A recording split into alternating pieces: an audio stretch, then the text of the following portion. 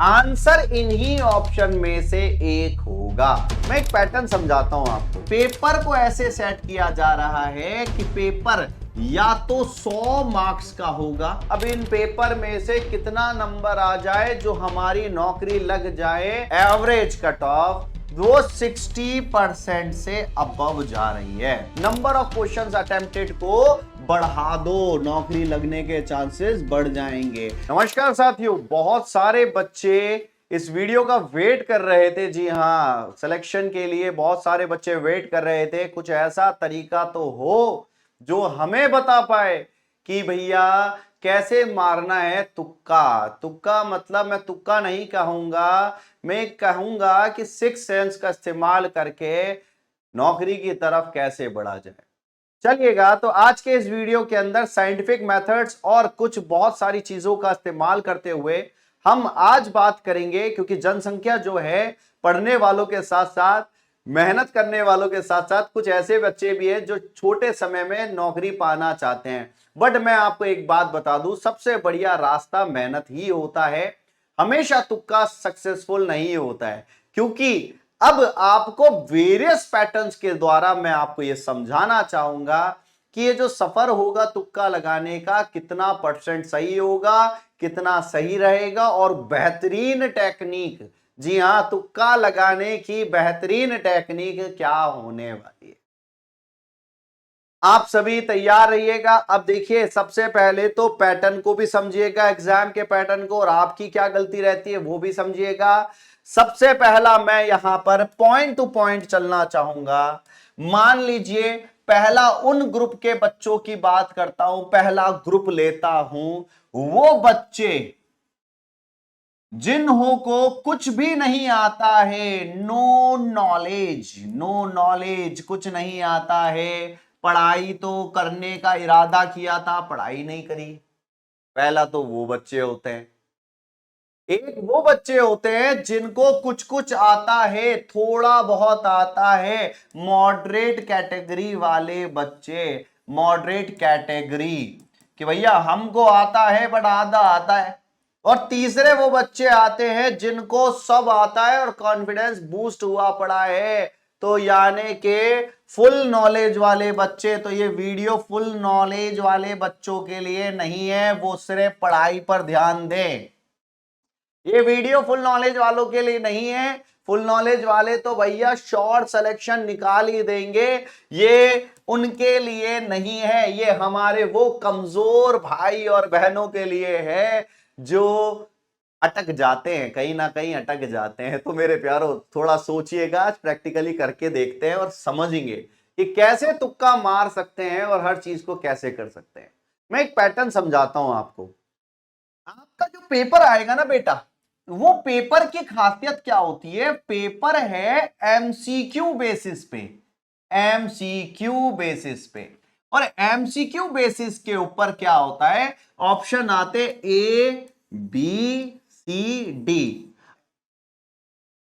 हमें नहीं पता है। सबसे पहली बात, पेपर में एमसीक्यूज आ रहे हैं तो बढ़िया बात तो ये, थ्योरेटिकल कुछ नहीं होता है, थ्योरेटिकल में हो तो अटक जाएंगे। यहां पर ये होगा। अब पेपर आपका कैसे सेट किया जा रहा है?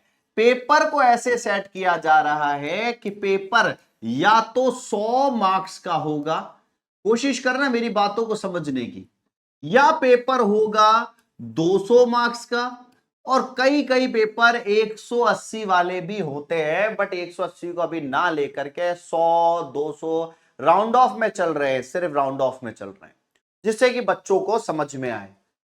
ठीक है भाई, इतनी बात क्लियर है। पेपर या तो 100 200 नंबर का, अब इन पेपर में से कितना नंबर आ जाए जो हमारी नौकरी लग जाए। आप याद रखिएगा, सारे एग्जाम्स की जो कट ऑफ आती है वो लगभग, चाहे नर्सिंग ले लो, चाहे नॉन नर्सिंग कहीं का भी ले लो, कोई दूसरा पटवारी या क्लर्क का ले लो, कोई भी ले लो, जो कट ऑफ जा रही है, एवरेज कट ऑफ, वो 60% से अबव जा रही है।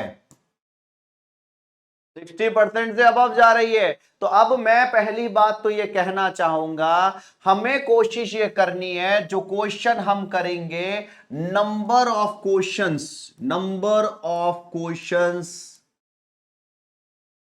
अटेम्प्टेड वो बढ़ाने हैं, तभी जाकर के नौकरी लगेगी। अगर आप 100 में से 30 क्वेश्चन करके आओगे, नौकरी कैसे लग जाएगी? अब कैसे करने हैं वो मैं आपको समझाता हूं। नंबर ऑफ क्वेश्चंस अटेम्प्टेड को बढ़ा दो, नौकरी लगने के चांसेस बढ़ जाएंगे। क्वेश्चन कम कर दोगे, नौकरी लगने के चांसेस कम हो जाएंगे। तो हमें क्या बोला जा रहा है? ये पेपर है, ये ऐसे 60% तो लाना ही लाना है, कटपिट करके नंबर ऑफ क्वेश्चंस को बढ़ा देने। बेटा सबसे पहली बात मैं आपको समझाता हूं, आपने पेपर को देखा, पेपर आपके सामने आ गया है, पेपर आपके सामने आ गया है, और पेपर को हमें कुछ इस प्रकार से समझना है। जब पेपर देखूंगा मैं, तो मैं पेपर को राउंड्स में बांटूंगा, पहला राउंड, दूसरा राउंड, तीसरा राउंड। ये हमारे राउंड्स हैं। ये नर्सिंग का बता रहा हूं मैं, नर्सिंग के लिए, और ये इफेक्टिव भी है। इफेक्टिव कैसे करा हुआ है, ये भी करा हुआ है कि ज्यादातर एक कट ऑफ अपने आप कैसे जाती है, माइंडसेट क्या होता है एग्जामिनर का। राउंड्स में बांटना है।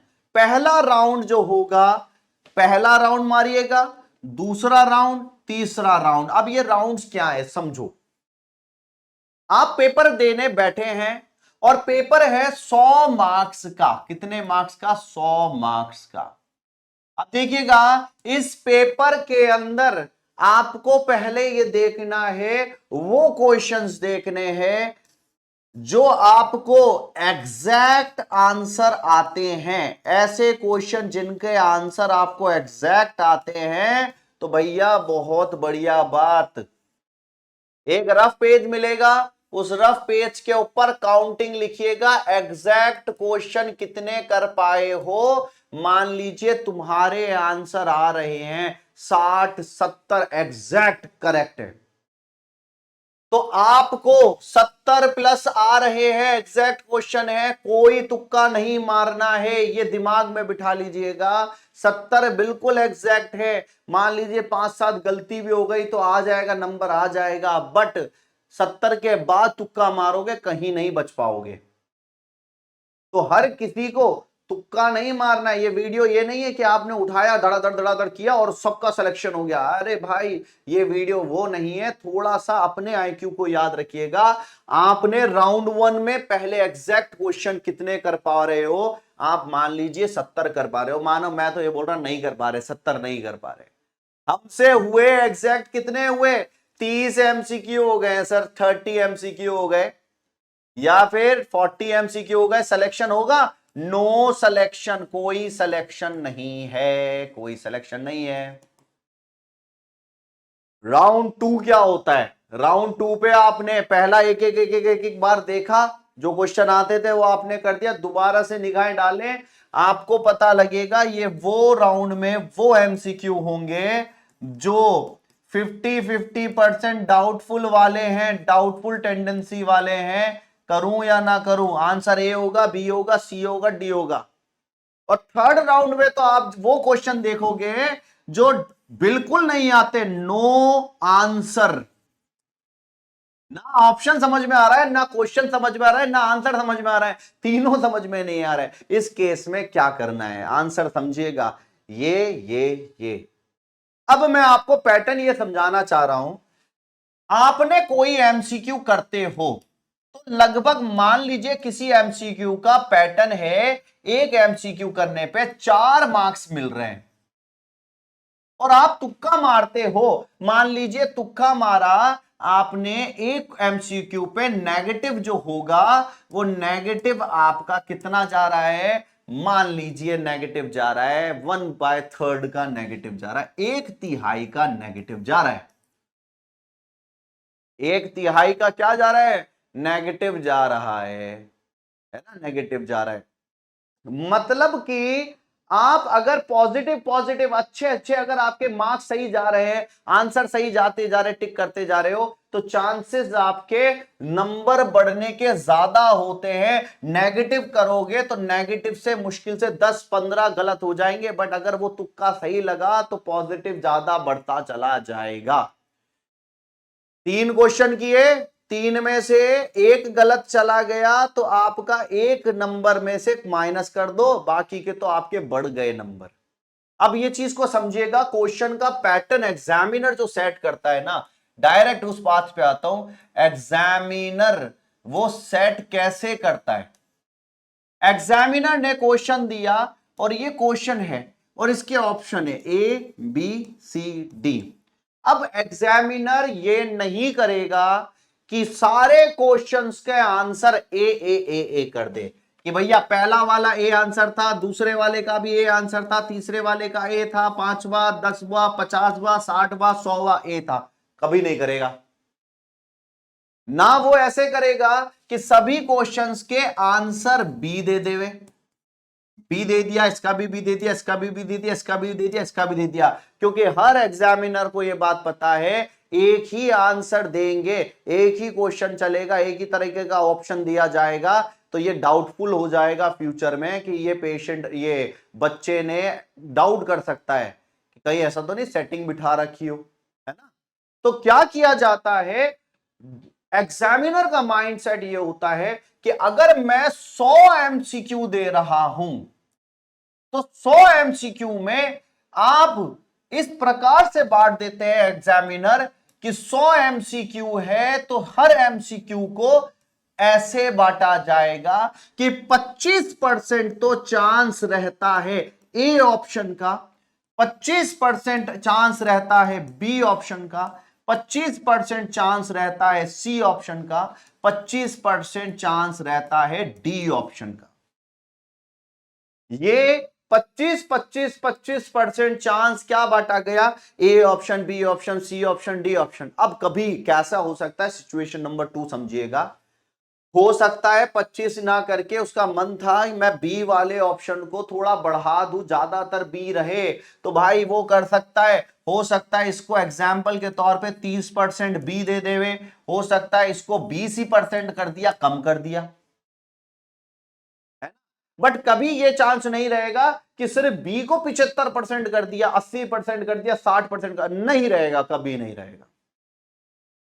तो अब आपको क्या काम करना है, आपको क्या काम करना है, या तो आपको बिल्कुल ही नहीं आता, नो नॉलेज, जीरो, शून्य नॉलेज, शून्य नॉलेज भैया, जीरो नॉलेज, तो अब आपके पास ये जुगाड़ हो सकता है कि 100 एमसीक्यूज है, 1 2 3 4 5 6 7 8 9 10, 100 एमसीक्यूज चल रहे हैं ऐसे, तो एक इस ऐसे हम ये जुगाड़ कर सकते हैं रैंडमली, क्योंकि देखिएगा हमें एग्जैक्ट तो पता ही नहीं है कि किसमें ए आएगा किसमें बी आएगा।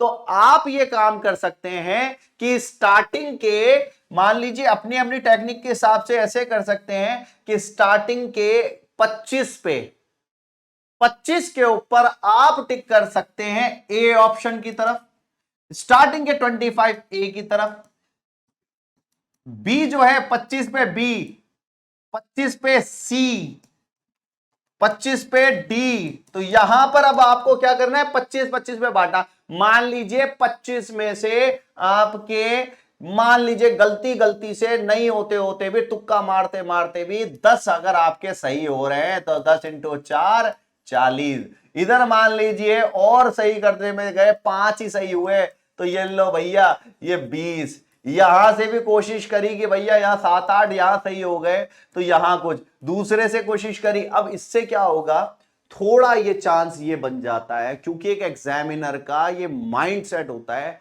कि कोई भी ना तो डी ऑप्शन को 80% दे देगा ना 70% दे देगा, वो बराबर बराबर में बांटता है, बराबर बराबर में बांटता है। तो हमने क्या किया, ए को बी को सी को इस प्रकार से बांटने की कोशिश की। मैं ये याद रखिएगा, ये याद रखिएगा, सबसे बढ़िया तरीका है पढ़ना, पढ़ करके करना, और अगर आप तुक्के के भरोसे ही रहोगे तो तुक्का ही मारते रह जाओगे। तो इसीलिए पहले ही मैं आपको बता दूं, तो यहां पर आप ये पैटर्न यूज में कर सकते हैं। बट मान लीजिए मैं अगर आपसे कहता हूं कि सर जीरो नॉलेज वाले हैं, तो जीरो के तो हाथ में कुछ भी नहीं है, जिसने मेहनत ही नहीं करी तो वो मेहनत ना करने वाला करने वाले को कैसे हरा देगा। बट ये एक तरीका, साइंटिफिक तरीका है 25 25 25 25 का, 25 का रूल करके। दूसरा वो बच्चा है जिसने मॉडरेट पढ़ाई करी थी, तो भाई मॉडरेट पढ़ाई वाला वो बच्चा, अगर उस बच्चे ने 30-40% तक कर लिया है, तो भाई अब ये याद रखना, इसके अंदर कोई सिलेक्शन नहीं होता है, नो सिलेक्शन। अब आपको क्या करना है, आपको ये करना है, कोशिश करें नंबर ऑफ क्वेश्चंस को अटेम्प्ट करना ज्यादा बढ़ाए। कैसे बढ़ाए, जब पेपर में सिलेक्शन ही नहीं हो रहा है तो बाकी के जो रिमेनिंग क्वेश्चंस हैं, रिमेनिंग क्वेश्चंस हैं, उन क्वेश्चंस में आप ये कोशिश करें कि अगर आपको दो ऑप्शन में कंफ्यूजन है तो कोई भी एक को टिक कर सकते हैं, बट आपको पूरा ही क्वेश्चन में कंफ्यूजन है, जब सिलेक्शन नहीं हो रहा है, अटेम्प्ट ऑल, अटेम्प्ट ऑल, सारे को अटेम्प्ट करना है। और रेशियो क्या रखना है, 25-25 वाला। मान लीजिए बाकी के बचे हुए 60 क्वेश्चन है, तो आप क्या करें, 15-15-15 में ए करें, 15 में बी करें, 15 में सी, 15 में डी। तो क्या कर सकते हैं, 15-15-15 क्वेश्चन में ए कर दीजिएगा, 15 में बी कर दीजिएगा, 15 में सी कर दीजिएगा, 15 में डी कर दीजिएगा। कोशिश ऐसे कीजिएगा, क्योंकि रैंडमली अगर टिक हुआ कुछ, इसमें से कुछ हमारा निकला मार्क्स, पॉजिटिव मार्क्स 10 15 20 निकला, जो भी नेगेटिव भी कट गया, तो थोड़ा बहुत इस पे एफर्ट लग सकता है। तो यहां लास्ट में ये बात कहना चाहूंगा, हार्ड वर्क का कोई तोड़ नहीं होता है। सिर्फ हम यहां पर एक अनुमान लगा सकते हैं, सिक्स्थ सेंस का यूज कर सकते हैं, क्या हो सकता है। और अगर जल्दी नौकरी चाहिए तो ओनली हार्ड वर्क के ऊपर ध्यान दें।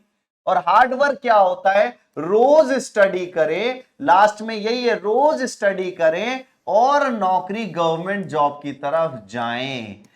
क्योंकि बहुत सारे माइंड्स हैं जो तुक्का मारने का इंतजार कर रहे हैं, बट हाँ कभी कभी तुक्का लग भी जाता है। तो तैयार हो जाइएगा पढ़ने पे, और मुझे जरूर बताइएगा, कोशिश कीजिएगा एग्जाम में लगाने की। जब एग्जाम में कुछ नहीं पढ़ा है तो कोशिश कीजिएगा कितना परसेंट आगे बढ़े, कितना रह गया। तो मिलता हूं जल्दी, थैंक यू सो मच।